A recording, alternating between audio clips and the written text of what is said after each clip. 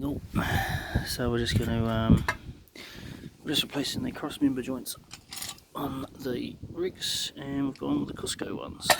So nice bit of kit these. But what I did find was these hideous ones in here are rooted.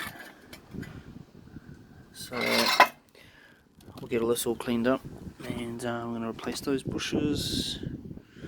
So that'll pretty much do that whole the whole trans mounting area. So I've got those, and I've got the new Cusco engine mounts and the pitch stopper going.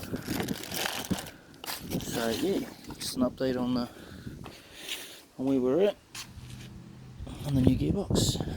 So yeah, so I'll order those bushes, and we'll get this all cleaned up, painted, and reassembled. Roger it.